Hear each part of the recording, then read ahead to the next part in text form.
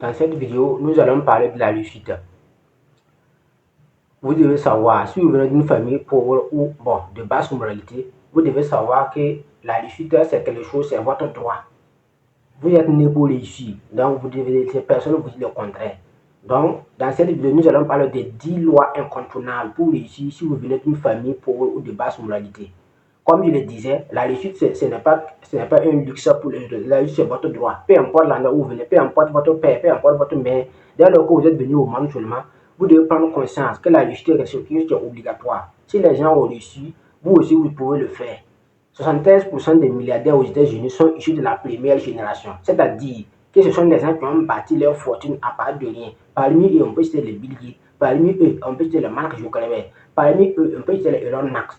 Même tous les milliardaires en Afrique que vous connaissez, 90%, je dirais même 99% des milliardaires en Afrique sont des milliardaires de la première génération. C'est-à-dire que ce sont des gens qui ont bâti leur fortune à partir de rien, c'est-à-dire à partir de 0 francs. On a l'exemple des AMG automobiles qui est parti de 60 000 francs à l'époque. Actuellement, il est évalué entre 40 et 45 milliards de francs CFA. On a l'exemple d'Aliko Dangote. Bien vrai que lui, il est issu d'une famille qui avait un peu, mais il a bâti sa fortune de rien, puisqu'il a d'abord commencé le business. Ensuite, il a allé pris un prêt sur son oncle qui est issu d'une famille très riche à 500 000 $. Actuellement, il est à 5 000 $, c'est-à-dire 500 000 naira à l'époque. Donc, que ce soit les Bonkou Mahamadi, les Idrissa Nassa, les Mousadek Bali, les Bertin Kofo, toutes les milliardaires que vous connaissez sont des milliardaires qui ont bâti leur fortune de rien. Ce sont des milliardaires qui sont issus d'une famille très pauvre, une famille de basse moralité. Mais cela ne les a pas empêchés de devenir l'un des hommes les plus riches de la terre, les plus riches de l'Afrique. Donc tout ça pour vous montrer que tant que vous respirez seulement, vous aussi vous avez le droit de bâtir votre fortune de rien. Parce que 73% des milliardaires sont issus de la première génération. C'est-à-dire que la plupart des gens que vous voyez qui ont réussi, ils ont commencé de rien. Ils ont commencé à faire de rien. Ils sont issus d'une famille de basse moralité. Parce que malheureusement, il y a des gens qui sont issus d'une famille dont papa n'avait pas, maman n'avait pas, ou bien ça ne va pas. Et puis maintenant, le gars, il croit que c'est un malheur. Donc lui, il est venu trouver que papa n'avait rien, maman n'avait rien. Donc lui, son avis était déjà bâclé. Ici, désolé, mais à un certain moment, de prendre une destin en main. Donc, comme je le disais, nous allons parler dans cette vidéo de 10 lois incontournables pour réussir dans la vie si vous venez d'une famille de basse moralité. Si vous venez de me découvrir, moi c'est Adama Sawaro. Dans chaîne 7, je parle régulièrement du business. Je parle également de l'éducation financière et de la technologie. Si les thématiques vous intéressent, est-ce que vous êtes au bon endroit? N'oubliez pas d'activer la cloche de notification pour envoyer les éventuelles vidéos que je partagerai sur la chaîne. Comme je le disais au début de la vidéo, nous allons parler de 10 lois incontournables pour réussir dans la vie si vous venez d'une famille de basse moralité. La première loi est arrêter de se plaindre. Les plaintes est l'un des éléments qui vous détruit sur le plan vibratoire. Aussi longtemps que vous allez passer votre temps à vous plaindre, aussi longtemps que vous allez passer votre temps à vous accepter sur votre sort, vous êtes en train de vous réduire sur le plan vibratoire, sur le plan spirituel, vous êtes en train de réduire votre chance même de réussir. Donc vous devez arrêter de vous plaindre tout le temps. C'est pas bien. Comme je le disais, la plupart des gens, la plupart des milliardaires sont issus d'une famille très pauvre ou de basse moralité. Donc, mais cela ne les a pas empêchés d'aller comme vous le voyez actuellement. Donc, mais à un certain moment, ils ont arrêté de se plaindre, ils ont arrêté de s'appeler sur leur sort et ont décidé de prendre leur destin en main. Donc, si vous venez d'une famille de basse moralité comme moi, vous devez impérativement arrêter de vous plaindre et commencer automatiquement à penser, à chercher des solutions. En pensant, la solution va venir. Donc, c'est pourquoi Aristote disait que nul n'est censé ignorer sa pensée, car tout découle de la pensée. Donc, la première loi que vous devez impérativement mettre en place si vous venez d'une famille de basse moralité est que vous devez arrêter de vous plaindre. Et la deuxième loi que vous devez mettre en place si vous venez d'une famille de basse moralité est que vous devez arrêter de compter sur les gens.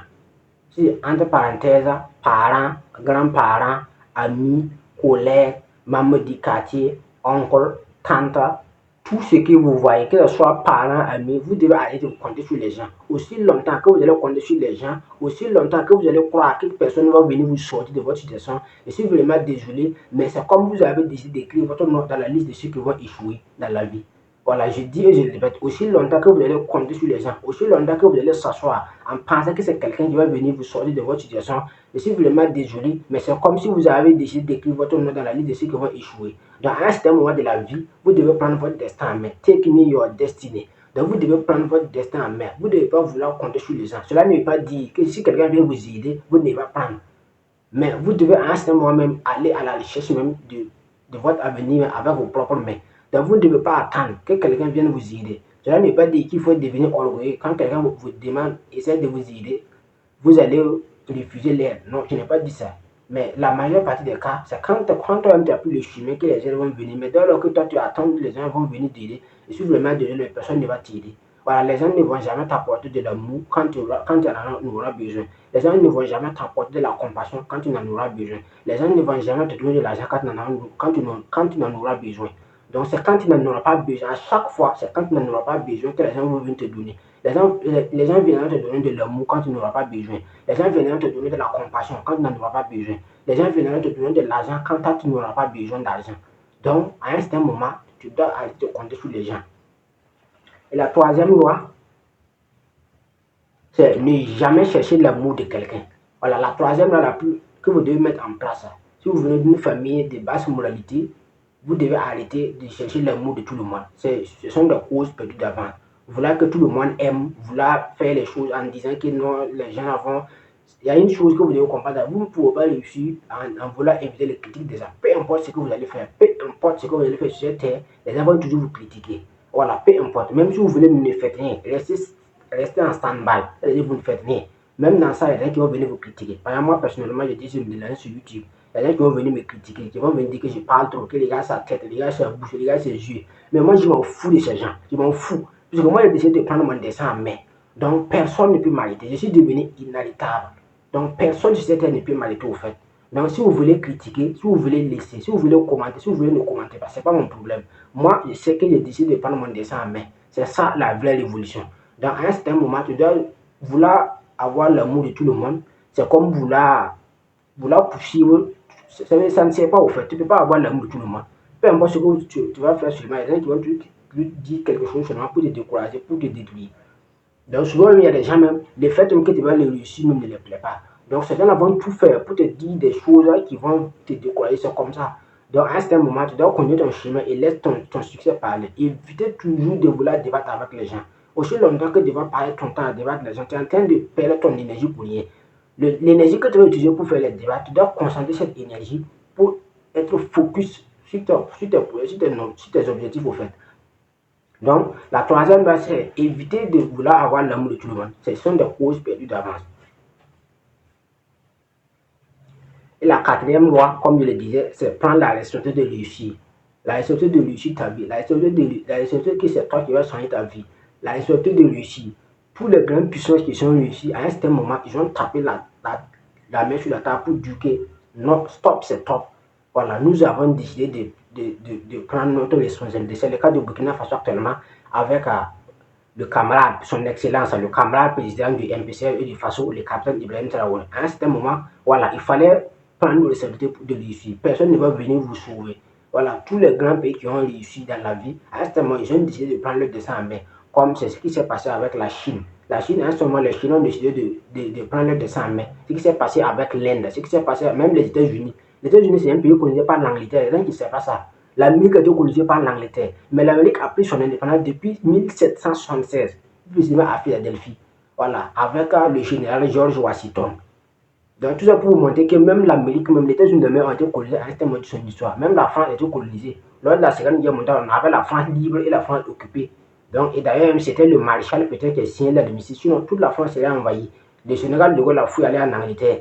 Donc, tout ça pour vous montrer, mais actuellement, où est la France actuellement? Donc, c'est parce qu'à un certain moment, les Français se sont décidés de prendre leur dessin en main. Donc, toi aussi, en tant que personne, alpha ou lambda, qui est issue d'une famille de basse moralité, tu dois prendre la responsabilité de réussir.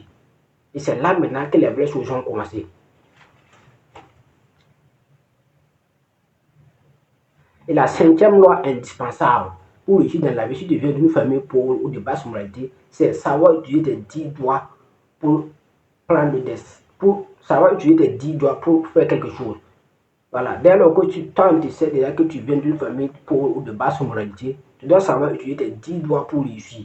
C'est-à-dire, tu dois savoir utiliser tes 10 doigts pour faire quelque chose. Il ne faut pas attendre que quelqu'un. Tu peux avoir des diplômes. Tu peux aller à l'école comme moi. Moi, personnellement, je suis allé à l'école. Je suis allé jusqu'au bac.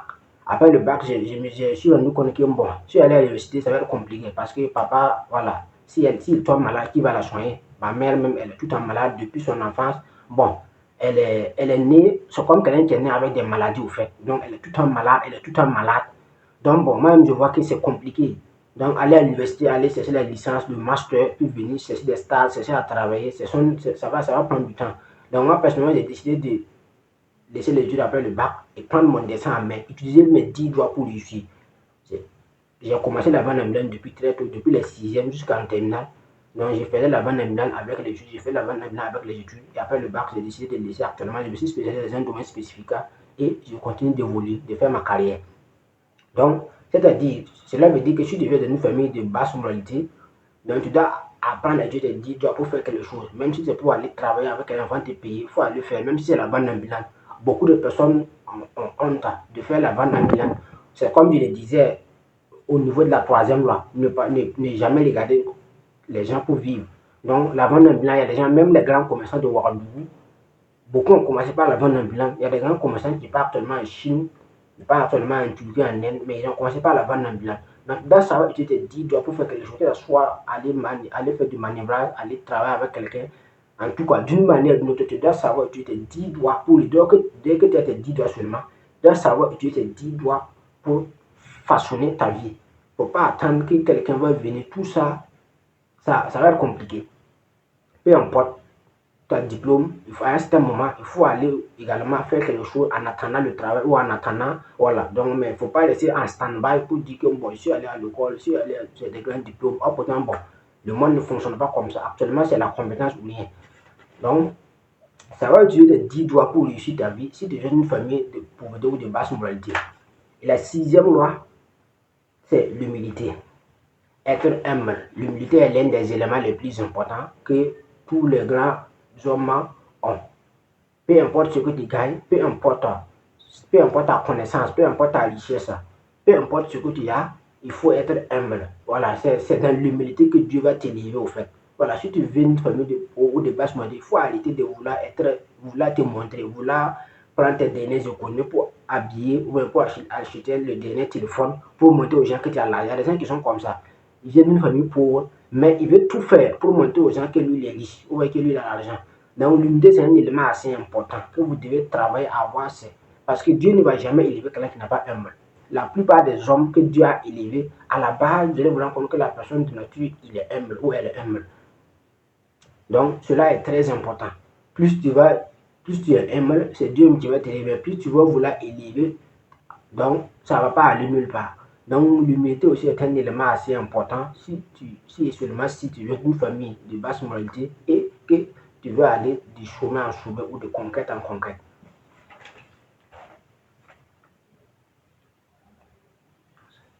Et la 7e loi indispensable, si vous venez d'une famille de basse moralité, est que vous devez apprendre à être une personne de confiance. Vous devez apprendre à avoir confiance en vous-même. Parce que la confiance, c'est l'un des éléments les plus importants. Et le milliardaire sénégalais Mbaye Gueye a parlé de ça dans son histoire. Au début de EMG, seule la confiance en soi lui a permis de devenir l'homme qu'il est aujourd'hui. Parce que personne ne le croyait. Même sa mère, même, en tout cas, sa mère même était, il disait au début que sa mère avait peur. Que bon, en tout cas, quand lui il a commencé dans le piège d'acheter des véhicules, même sa mère, sa mère s'inquiétait même de ça. Sa mère s'inquiétait. Mais lui, il avait la soif, lui, il avait confiance que lui, il allait réussir. Donc, peu importe ce que vous voulez faire, peu importe le domaine de la vie que vous êtes seulement, vous devez avoir la certitude que tôt ou tard, d'une manière ou d'une autre, vous allez réussir de votre vie. Voilà, vous êtes né pour réussir. Si les autres ont pu réussir, vous aussi, vous pouvez réussir. Donc, la confiance en soi est un élément assez important. Parce que personne ne va venir te motiver. Personne, la preuve, tout le monde va te décourager. Ta propre famille va te décourager. Souvent, c'est parce qu'ils sont ignorants au fait. C'est parce qu'ils ne savent même pas ce qu'ils faisaient. S'ils savaient réellement, ils n'allaient pas te décourager. Mais malheureusement, voilà, l'ignorance est la nuit la plus noire. The darkest night, la noirceur dans la nuit. Ta propre famille même, comme ils sont ignorants, ils sont, je dirais même médiocres. Donc, à cause de cette ignorance ou de cette médiocrité, ils vont passer leur temps à te décourager, à te démotiver. Pourquoi? Parce qu'ils ne savent pas. Donc, en ce moment maintenant, comment faire? Si tu commets l'erreur de succomber à ça, c'est l'échec total. La seule chose que tu dois faire, c'est de toujours te motiver pour dire que toi, tu vas réussir. Peu importe ce que les gens vont dire, toi, tu vas réussir. Pourquoi Jim Rohn disait que success is question of revenge. La réussite est une question de vengeance. Donc, peu importe ce que les gens vont dire, toi, tu vas réussir. Toi, tu es né pour réussir. Je suis né riche et heureux pour vivre riche et heureux. La richesse et le bonheur sont mes droits à manifester et je ne laisserai personne me dire le contraire. C'est ce que le Brice Coach Simon Ouedraogo a dit dans son livre La puissance de l'auto-éducation que je vous recommande fortement. Et d'ailleurs, je mettrai mon numéro dans la description. Si vous voulez les affaires de la puissance de l'auto-éducation, n'hésitez pas à me contacter en inbox. Donc, la confiance en soi est un élément assez important que vous devez cultiver dans le processus de la réussite parce que personne ne va venir vous motiver, personne ne va venir vous encourager, personne. Voilà, comme je le disais, les gens vont vous apporter de l'amour quand vous n'en avez pas besoin. Les gens vont vous apporter de la compassion quand vous n'en aurez pas besoin. Les gens vont vous apporter de l'argent quand vous n'en avez pas besoin. Donc, les gens vont vous apporter de la confiance quand vous n'en avez pas besoin. C'est quand vous n'en avez pas besoin de la confiance que les gens vont venir vous apporter de la confiance. Mais au début, quand vous êtes au début du commencement, personne ne va vous faire confiance. Tout le monde va tout faire pour vous décourager. Donc, à un certain moment, vous devez avoir un mental d'acier. Vous devez avoir un mental d'acier pour être fort et résistant, pour ne pas succomber à la tentation. Parce que dès lors que vous succombez à la tentation, ce sont ces mêmes gens qui vont dire que voilà, je savais qu'il allait échouer. Moi, je savais qu'il allait échouer. Je l'avais parlé, je l'avais dit. Mais si tu réussis, ce sont ces mêmes personnes qui vont dire que je savais qu'il allait réussir. Même je savais que ce jeune homme-là, je savais qu'il allait réussir. Donc, tu vous montrer qu'au début, personne ne va venir vous motiver. Donc, vous devez développer votre confiance en soi de façon intérieure. C'est pourquoi vous devez travailler sur vous-même. Voilà, le plus important, c'est vous-même. Vous devez travailler sur vous-même pour développer la confiance en soi. La confiance en soi, c'est quelque chose qui se travaille. Vous devez travailler sur vous par la lecture, par la formation, par la méditation, par les lois universelles, par les lois spirituelles. Vous devez travailler sur vous pour pouvoir développer la confiance en soi. C'est pourquoi Théiker disait que le secret de la réussite consiste à augmenter son énergie. Et si vous le faites, les gens seront naturellement intéressés vers vous. Et quand ils se viendront à vous, donnez-le votre facture sans hésiter. Donc, la confiance en soi, c'est quelque chose que vous devez travailler de l'intérieur pour développer. Et quand vous allez développer cette confiance en soi, vous allez devenir imbattable, vous allez devenir inarrêtable. Et quand les gens maintenant vont se rendre compte qu'ils peuvent vous arrêter, ils vont venir, ça sera naturel. Puisque, bon, c'est comme disait les moussis, en cas de donc, les moussis disent que si tu ne peux pas combattre un volet, c'est mieux de l'accompagner. Donc, à ce moment, les gens se rendent compte même que toi, tu es devenu inarrêtable, ils ne peuvent plus t'arrêter au fait. Donc, ils n'auront pas le choix. Soit ils vont t'encourager, soit ils vont laisser. Dans tous les deux cas, toi, tu vas réussir. Donc, c'est comme ça, ça ne se négocie pas au fait. C'est quelque chose qui, ça s'impose au fait. Voilà. Donc, la confiance en soi est un élément assez important dans le processus de la réussite. Mais malheureusement, beaucoup de personnes ratent cette étape et laissent envahir par les mauvais esprits, des mauvais individus. Moi, personnellement, il y a des gens, même quand ils me voient comme ça, ils savent, personne ne peut me décourager, personne ne peut venir me montrer ce que je dois faire. Et j'essaie de prendre mon dessin. Mais dans tout ce que tu vas dire, je m'en fous. Et les gens actuellement, ils ont leur moto, des Airblade, des Irox, en tout cas, ils sont en moto. Moi, je suis dans mon vélo, je ne parle pas trop. Parce que moi, je sais ma vie quand j'aurai 50 ans. Voilà. Puisque moi, j'ai débloqué la fonction de l'esprit qui a la vision. Voilà. Moi, en deçà de mes yeux que je vois, j'ai également une vision qui me permet de projeter ma vie quand j'aurai 50 ans, quand j'aurai 80 ans, quand j'aurai 90 ans. Je sais déjà l'homme que je vais devenir à l'âge de 80 ans. Je sais déjà l'homme que je vais devenir à l'âge de 50 ans. Je sais déjà l'homme que je vais devenir à l'âge de 80 ans, 90 ans. Donc, moi, je n'ai pas le temps de perdre mon temps avec des gens. Puisque les chars gagnent avant de combattre et les ignorants combattent pour gagner. Donc, comment il sait ça? Je suis dans mon vélo, je pédale seulement. Je ne parle pas trop avec quelqu'un. Sinon, si c'est une moto, même j'en ai acheté. Voilà, donc personne ne peut venir m'intimider avec une moto, puisque moi-même j'en ai compté mon propre argent acheté une moto en 2023 à 550 000 francs CFA. Donc, personne ne peut venir m'intimider avec parce qu'il y a une moto. Donc, allez à toi, je parle. Beaucoup de personnes passent leur temps vouloir m'intimider, donc vouloir passer. Donc, je suis sur mon vélo, pas seulement, et puis je ne parle pas trop, puisque je sais déjà. Je sais déjà qu'à 50 ans, déjà même je sais les marques de véhicules que j'ai voulu quand j'aurai 50 ans. Les marques sont là. Voilà, ma maison conjugale, je sais déjà la superficie totale de ma maison, je sais déjà ça. Tout est déjà planifié. Donc, moi, je ne vis pas ma vie en voulant, non. C'est tracé, c'est planifié, c'est programmé. Donc, personne ne peut venir m'intimider au fait. Donc, vous devez travailler sur vous à développer cette confiance. Là, maintenant, vous devez être inarrêtable. Donc, la confiance en soi est un élément assez important dans le processus de la réussite que vous devez impérativement travailler à développer ça. Sans ça, je suis vraiment désolé, mais vous allez forcément lâcher à un certain moment parce que l'entrepreneuriat, c'est un monde qui est très violent, c'est un monde qui est très féroce. Dès lors que vous n'êtes pas suffisamment solide seulement, à un certain moment, vous allez forcément craquer. Si vous allez chercher de l'argent seulement, bon, à un certain moment, ça ne va pas durer. Donc, vous devez avoir une vision, avoir une passion. Et c'est cette vision, cette passion qui va vous permettre de tenir, peu importe comment ça se passe, que ça se passe bien ou pas, vous devez tenir. Mais si l'objectif c'est de gagner de l'argent seulement, ici désolé, mais ça va pas fonctionner.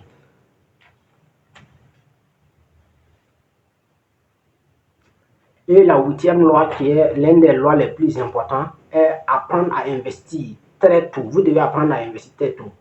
Donc, Warren Buffett, l'un des hommes les plus riches de l'Amérique, avait l'habitude de dire que lui, il a eu trois choses dans sa vie, trois chances, que lui, il a eu, que ces trois choses dans sa vie qui lui a permis de réussir, c'est le fait d'être en Amérique, la chance et les intérêts composés. C'est pour vous montrer que quand vous êtes très jeune, c'est le meilleur moment de commencer à investir. Le meilleur moment de commencer à investir, c'est quand vous êtes très jeune, pour pouvoir capitaliser sur la puissance des intérêts composés. Les intérêts composés que Albert Einstein qualifie de la huitième merveille du monde. Qu'est-ce que c'est que les intérêts composés? Les intérêts composés, c'est quand tu achètes des actions dans une entreprise. Genre, tu as mis 10 000 francs dans une entreprise. Chaque année, l'entreprise te donne minimum, généralement, c'est 10 à 15%. Même au niveau de la BRM, tu peux aller à 20% par année. Donc, chaque année, chaque mois, tu mets 10 000 francs ou même 20 000 francs chaque mois. Et dans l'année, maintenant, on va schématiser. Maintenant, on va te payer. Disons que tu as 300 000 francs par an. Tu arrives à mettre 300 000 francs par an. Et ça se produit, même si c'est 15% de 300 000, ça va combien? Ça va atteindre les 35 000. Donc, les 35 000, maintenant, tu convertis ça directement en action. La deuxième année, maintenant, tu continues la deuxième année maintenant à mettre chaque mois quelque chose. Donc, même si tu as commencé à l'âge de 20 ans, imagine à 40 ans, tu as combien? Si tu as commencé à l'âge de 25 ans, imagine à 45 ans. Si tu as commencé à l'âge de 30 ans, imagine à 50 ans. Donc, vous devez commencer à investir très tôt. Si vous venez d'une famille de basse mobilité, afin de pouvoir anticiper l'avenir. Parce que vous ne devez pas commettre les mêmes erreurs que vos parents ont commis. C'est pourquoi Einstein disait que la folie, c'est de faire à chaque fois les mêmes choses en voulant atteindre des résultats différents. Vos parents ont commis l'erreur de ne pas investir très tôt. Ce qui les a connu d'être à 50 ans, 60 ans, 70 ans et il n'y a plus rien. Donc, vous devez anticiper l'avenir en investissant très tôt dans les actions. Voilà. Maintenant, si vous arrivez à développer un business qui les génère réellement du cash flow, c'est là maintenant que vous pouvez commencer à investir dans l'immobilier. Parce que l'immobilier, c'est un business des riches au fait. Donc, dès lors que vous n'avez pas encore atteint un certain niveau, vous ne pouvez pas commencer à investir dans l'immobilier. Il faut réinjecter l'argent dans votre business. C'est ce que Robert Kiyosaki a enseigné dans son livre L'école des affaires. Et c'est cette même stratégie que son père lui a enseigné. La première étape, c'est d'abord créer une entreprise. La deuxième étape, c'est réinjecter le bénéfice dans l'entreprise. La troisième étape maintenant, c'est les actions et ensuite l'immobilier. Mais moi, je dirais que la première étape, c'est de créer une entreprise. La deuxième étape, c'est réinjecter le bénéfice dans l'entreprise. Et la troisième étape maintenant, je peux conseiller les actions. Parce que là-bas, en Amérique, c'est différent de l'Afrique. Voilà, donc ici, tu peux commencer par les actions, ensuite l'immobilier. Parce que l'immobilier, comme je le disais, il faut avoir des moyens, il faut atteindre un certain niveau. Or, pourtant, les actions, tu peux commencer très jeune, très tôt, tu peux commencer à miser dans les actions afin de pouvoir capitaliser sur la puissance des intérêts composés, que Einstein a qualifié de la huitième merveille du monde. Donc, la huitième loi indispensable pour si vous venez d'une famille de basse mobilité est que vous devez commencer à investir très tôt.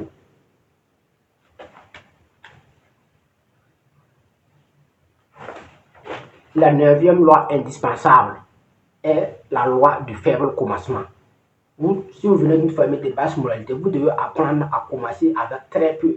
Voilà, vous devez apprendre à commencer avec très peu et puis espérer maintenant croître de façon exponentielle. La loi du faible commencement est une loi, est un élément assez important. La plupart des grands hommes, ils ont commencé avec très peu de capital. Et puis l'exemple de EMG qui a commencé avec 60 000 francs à l'époque. Et puis l'exemple de Aliko Dangote qui allait prêter 500 000 naira à son oncle, c'est-à-dire 5 000 dollars en 77. Et 30 ans plus tard, il est devenu l'homme le plus au monde avec une fortune estimée à plus de 10 milliards de dollars à l'époque en 2008. Actuellement, sa fortune estimée à 24 milliards. Or, peut-être il a commencé avec 5 000 dollars, c'est-à-dire 500 000 naira à l'époque. Bon, bien vrai que c'est peu, mais il a d'abord commencé avant ça. Avant même qu'il ne parte prendre le plat sur son oncle, il a commencé avec le business même, avec une petite faible capitalisation. Quand il voulait maintenant importer maintenant les produits maintenant dans d'autres pays maintenant pour vendre au Nigeria, qu'il allait maintenant négocier avec son oncle pour prendre le plein. Donc pour montrer que peu importe là où vous voulez aller, vous devez apprendre à commencer avec une faible capital. Même si vous avez 1 million ou 2 millions pour lancer un projet, vous devez apprendre à commencer avec très peu. La loi de faible commencement est un élément assez important dans le business. Vous devez éviter de vouloir injecter beaucoup d'argent dans le business. Si tu veux créer un restaurant, même si tu as 2 millions, moi je te conseille de commencer avec maximum 10% de ton capital. C'est-à-dire 200 000 francs pour essayer de tester le marché. Voilà, même si tu as le capital. Voilà, tu peux avoir l'argent, mais il faut avoir la culture du faible commencement. La culture de commencer très petit, peu importe le capital disponible. Même si tu as l'argent, il faut éviter de vouloir injecter beaucoup d'argent pour un bébé. Tu peux commencer très petit maintenant et avec le temps maintenant, tu vas essayer maintenant d'améliorer pour voir, bon, je vais aller prendre un autre local plus grand que ça et puis investir dans ça, voilà, et puis progresser. Mais dès lors que vous êtes à votre début et puis vous voulez commencer vite et haut, donc si vous commencez vite et haut, si vous allez faire faillite, ça sera fatal. Donc la loi du faible commencement est un élément assez important dans le business. La 10e loi incontournable maintenant est que vous devez apprendre à vous bâtir d'abord avant de vous mettre en couple. Cela est un élément assez important. En Afrique, beaucoup de personnes commencent de se marier sans n'avoir se bâtir lui-même. Voilà, donc si je suis bâti, c'est sur le plan, que ce soit sur le plan financier, sur le plan intellectuel, sur le plan émotionnel. Parce que quand on dit le mariage, c'est pas du jeu au fait. C'est l'union de deux personnes. Donc, toi, tu dois avoir une certaine maturité pour pouvoir vivre avec quelqu'un. Dès lors que tu n'as pas une certaine maturité, parce que c'est 90% émotion. Parce que c'est les émotions au fait. Quand tu es en colère, comment tu réagis quand tu es en colère? Comment tu réagis comme si tu n'es pas content? Est-ce que si tu n'es pas content, si on te parle, comment tu réagis? Tout ça, donc vous devez apprendre à vous bâtir d'abord. Vous devez apprendre à vous bâtir d'abord avant d'essayer de vous mettre en couple. Cela, c'est un élément qui est très très important. Parce que dès lors que tu n'es pas préparé à vivre avec quelqu'un, et puis tu te précipites sur un, parce que généralement en Afrique, puisque nous sommes toujours dans vouloir couper les gens pour vivre. Telle personne est mariée, moi je veux marier, telle personne est mariée, bon, tous tes amis ont des femmes, ou bien toutes tes copines maintenant se sont mariées, ils ont des enfants. Tu as aussi te dit que bon, c'est moi celui qui est là, donc c'est pas normal que tout le monde se soit marié, puis moi je suis là. Donc avec l'influence des parents de la société, tu vas te précipiter maintenant, tu vas aller te mettre en couple avec quelqu'un et tu vas vivre malheureux. C'est deux cas, soit tu vas divorcer, soit tu vas vivre malheureux durant toute ta vie. C'est comme ça. C'est pourquoi il y a beaucoup de divorces dans nos sociétés en Afrique actuellement. Parce que les gens n'ont pas pris le temps de se bâtir avant de se mettre en couple. Donc les gens se précipitent maintenant, veulent regarder les gens pour vivre. Telle personne s'est mariée, telle personne s'est mariée. Il faut forcément que moi je me marie, il faut forcément que moi je se marie. Donc, et tu vas te précipiter maintenant, aller mettre en couple avec quelqu'un et par la suite maintenant tu es malheureux ou malheureuse. Donc voilà les 10 lois incontournables que si vous voulez une famille pauvre ou de basse moralité, vous devez appliquer avec diligence afin de pouvoir exprimer la réussite. Et comme toujours, c'était Adama Soro. Si cette vidéo vous a plu, n'oubliez pas de mentionner vos avis dans les commentaires. Et je prendrai un plaisir de lire vos avis. Et comme toujours, si vous voulez connaître le chemin.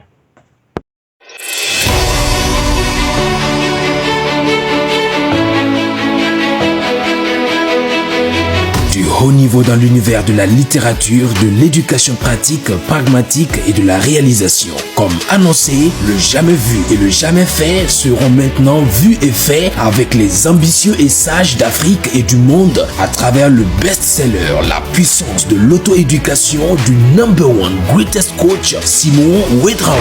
Un rappel, ce livre bat tous les records de parution de livres. Il fut dédicacé le 30 mars 2024 à Ouagadougou au Burkina Faso devant 6500 cerveaux et a atteint plus de 25 000 exemplaires vendus en un an. Après plusieurs mois de rupture de stock, le livre revient en série limitée et estampillée HGC. Et écoutez bien, cette série limitée est numérotée de 1 à 120 000 et estampillée HGC qui signifie Hope Giver Conference Center. Attention, il n'y a que 120 000 exemplaires de cette série limitée et unique pour plus d'1,6 milliard d'habitants d'Afrique, d'où sa rareté et sa spécificité.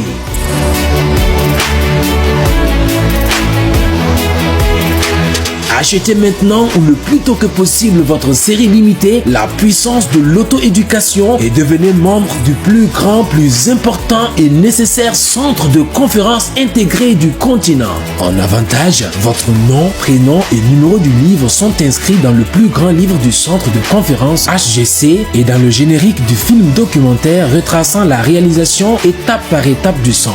En plus, vous aurez un accès gratuit au centre et des faveurs sur toutes les activités, formation et hébergement au centre HGC.